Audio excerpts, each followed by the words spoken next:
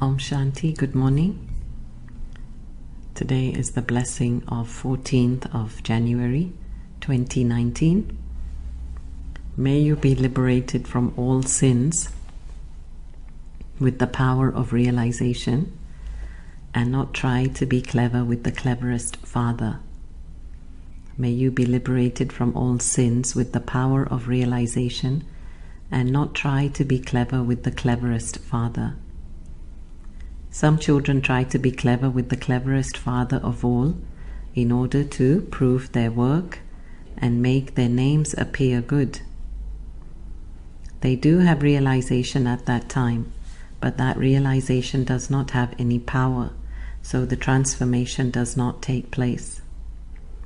Some understand that it is not right, but they then think that their names should not be spoilt, and so they kill their own consciences. This too is accumulated in the account of sin. Therefore, stop being so clever and transform yourself and be liberated from your sins with the realization of a true heart. So Baba's talking about a very big subject today, and that is of realization. Baba said that children have realization that something is not right, which is why they want to fix their name. In other words, they realize that something's wrong, but the realization stops there. They don't realize that I need to fix something inside of me, but that I need to fix my name in the situation or in front of others. So the realization is not a deep realization. In fact, realization means to see oneself with real eyes. And as Baba says, with the third eye. So I'm only seeing the situation with these two eyes and I'm getting stuck there instead of seeing with the third eye, the real eye. And these children who try to prove to Baba, they want to come out as the hero. And Baba says they argue with Baba. They even give proof to Baba that, see, on this date and in this Murli, this is what you said. But Baba says they don't listen to the point in full context. So Baba will say that, okay, keep courage and Baba will help. But the children just remember the last part by saying, Baba, see, you said you would help. But they don't remember that Baba said keep courage or renounce or be soul conscious. And so this is where Baba said they try to be clever. They try to be lawyers in front of Baba. So if we think that we are cleverer than Baba, then we are really fooling ourselves. Because Baba is the cleverest of all. And we cannot fool him. Baba is the director, the creator, the hero actor in the drama. And so of course he knows the script. He knows everything. We can't fool him.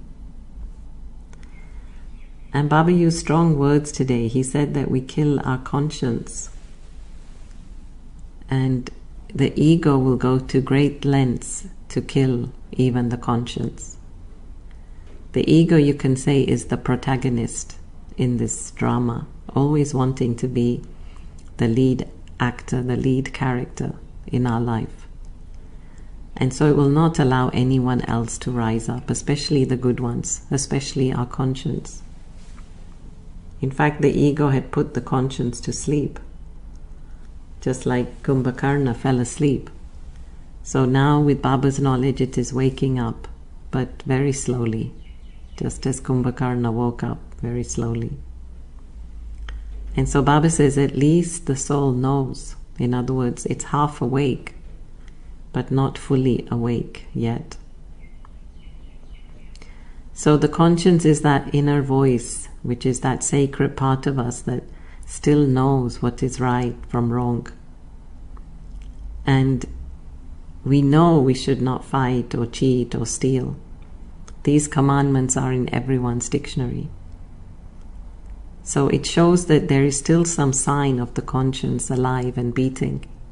We all know what is morally right to do.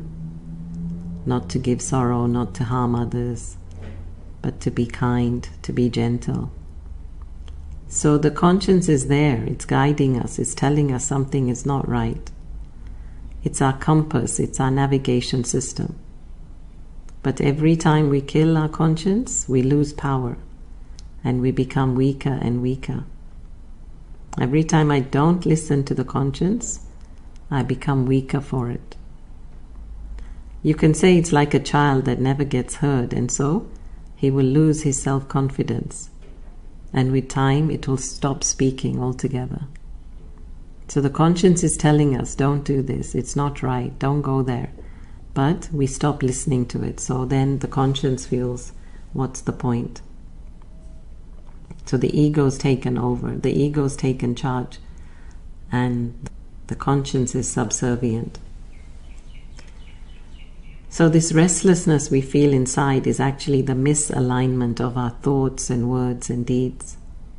The thought says one thing, the words utter something else, and we do something completely different. It's like we tell ourselves, oh, I will not eat dinner tonight, and then we end up eating. Or we say, oh, I won't gossip today, and I end up doing exactly that. So every time we go against our righteous self, our good self, our higher self, then we don't like ourselves. This is what makes us lose our peace and happiness. Our conscience is supposed to guide us to synchronize with Mother Earth, with nature and the animal kingdom, and with all the physical and spiritual laws. To treat everyone with love and respect so that we can live together on Mother Earth. You can say it's like a harmonizing tool that keeps us all together here on Earth.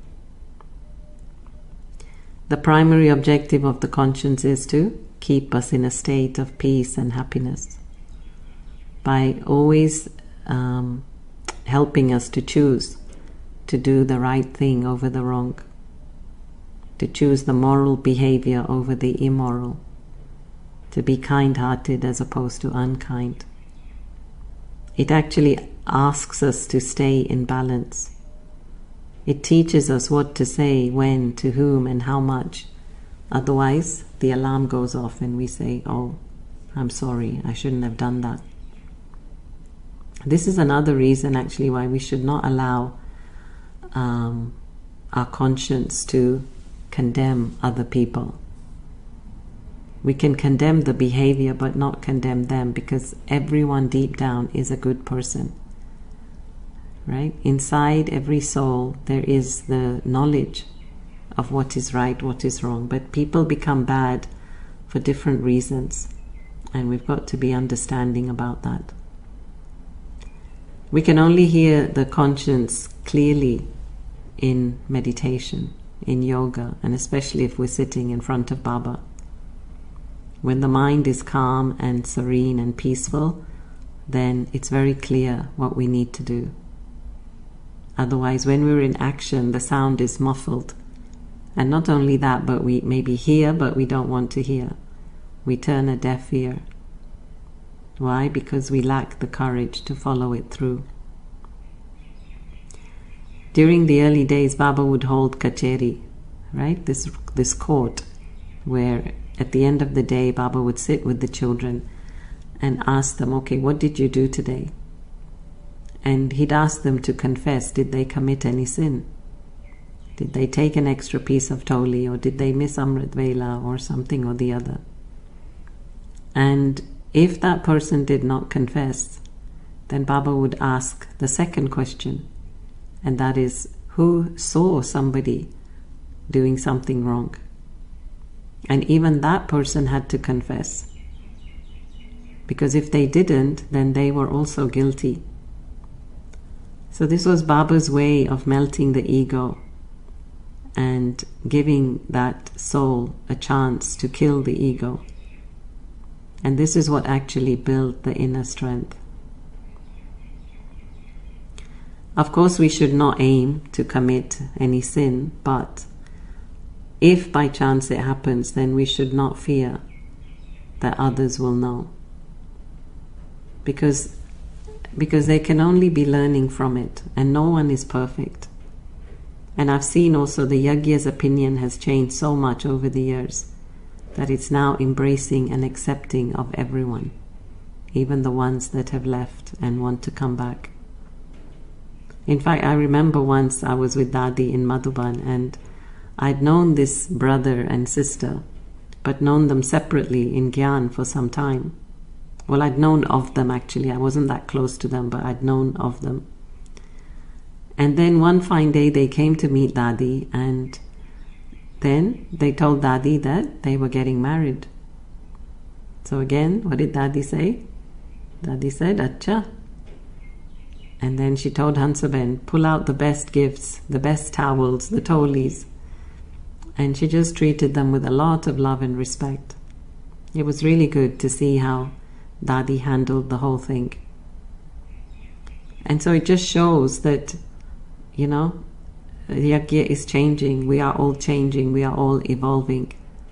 And we realize that this path is not an easy path, it's a very high path. And Dadi knew that all she could do was really just give her love and blessings, because they had already decided. So if I'm worried about what others think, then I'm not respecting myself and my decisions. And then of course I can't live happily, and I won't feel fulfilled. So Baba says that every single day we commit sins, and the main sin we commit is that we forget the Father. So we are all sinners on one level. There's a saying that in every sinner there is a saint, and in every saint there is a sinner. And personally, when I'm hard on myself, I tell myself, I could only have made that decision based on what I knew then, based on the information I had then, based on where I was at in the drama then. I couldn't do any better then. And in this way we love and respect ourselves, and we lighten up. And also, so what if everyone knows what we did wrong? We are not perfect, we are pieces in progress. When we do anything, of course, we should have the self-respect to defend what we do. Otherwise, that is also called cheating. And we're cheating ourselves if we're living in fear. So if we truly want to be liberated, then we have to be honest with ourselves. We can't cheat ourselves. Cheating Baba is cheating ourselves, and cheating ourselves is cheating Baba. And that gets us nowhere. And no one likes to be cheated. It's not a nice feeling. But still, Baba loves us and gives us our inheritance. Every soul will get his or her inheritance, because every soul is a child of God. Child means heir to an inheritance. So some will get liberation and others will get liberation in life. But the important thing is everyone will get something from Baba. And also the important thing is they'll be happy, right? If somebody wants peace, they'll get the peace up there in the soul world. And if somebody wants happiness, they will get to go to Golden Age. So everyone will be happy. So let us check today, is our name in the list of those who remember God, or whom God remembers? And Baba said, have a true heart. The Lord is pleased with a true heart. So of course Baba will remember those who have a true heart. And then we'll be on top of that list. So let us end now with a story.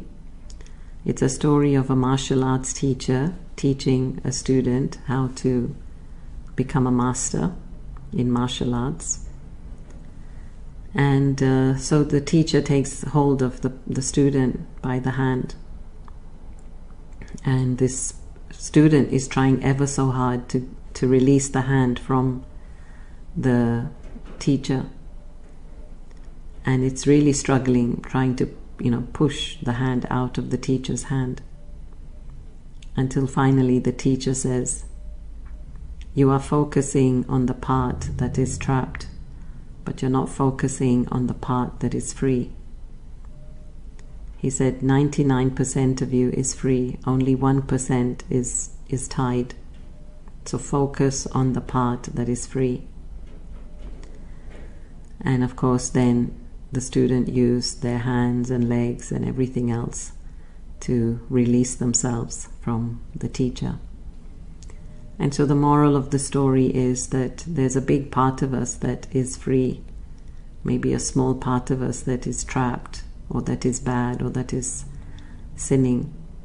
So let us focus on the parts that are free and liberated and give more attention to that, and not focus on the parts that are trapped. So it's time now to listen to the inner voice and not switch off the alarm when it goes off. Our conscience is our friend and not our enemy, so we should not fear it. Our conscience is there to help us live and die as a better person. So let us heed to our conscience today.